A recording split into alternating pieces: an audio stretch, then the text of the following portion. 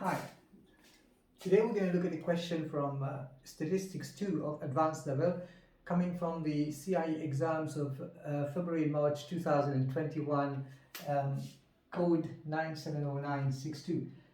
We're looking at a question whereby a construction company is trying to find out the number of days, the time that it takes to build a certain house, a house of a certain design. All right, and we are told that there's a ramble of 60 houses been taken. Now, from here, we need to calculate a 98% confidence interval. The first thing I will do is I want to find the z value. Okay, so how to find the z value? If you draw a little diagram like this, the 98% is somewhere here, and now over here, one take away 98 is, 98 over 100 is 0.02 divided by 2, 0.01. So this is 0.01. And hence we have a plus and a minus value of z. So we're going to say 1 minus the phi of z is equal to 0.01, meaning that z is going to equal to the phi inverse of 0.9. If you check this from the calculator, you should be able to get 2.326. This is our z value. Cool. The next thing I want to find the variance, an estimate of the variance. Okay, so how do we find the estimate of the variance? Variance of t is going to be equal to, we use the formula, it is n over n minus 1 into summation, over here is t, alright, square over n minus summation of t over n, which is the estimate of the mean, all squared. So just need to plug in these values here. And if you do that, you're going to get 60 over 59, okay,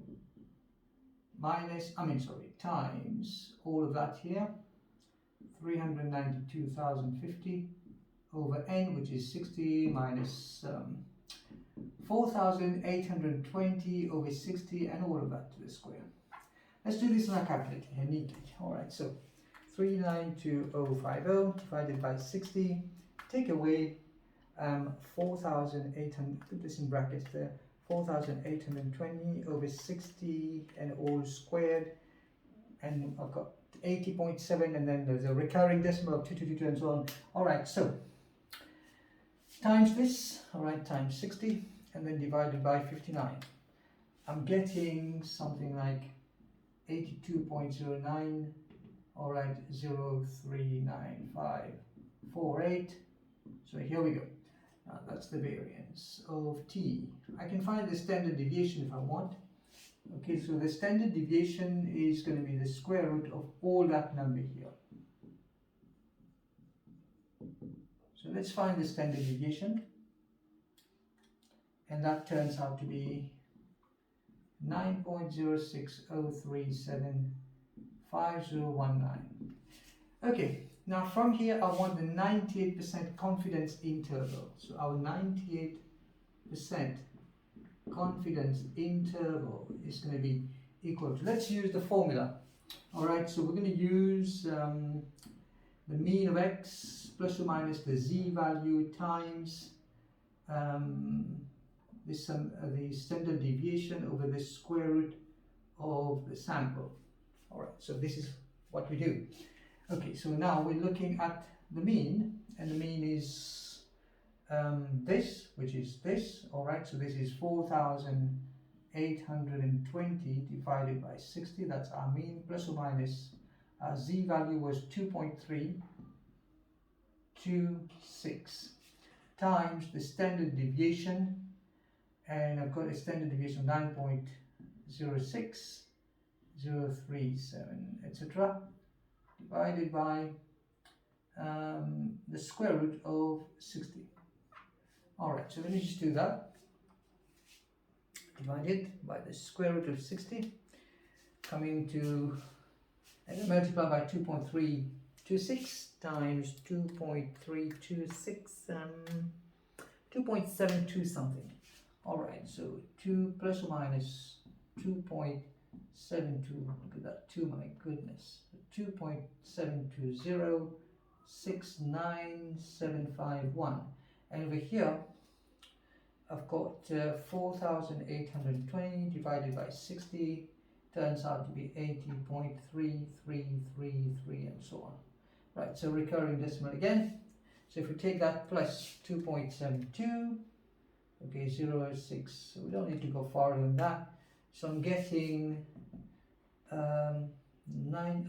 83, okay, decimal 0.054, etc.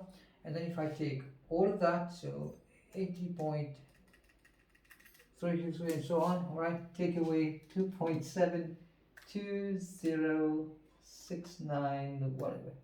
So I'm getting then 77.6126, etc.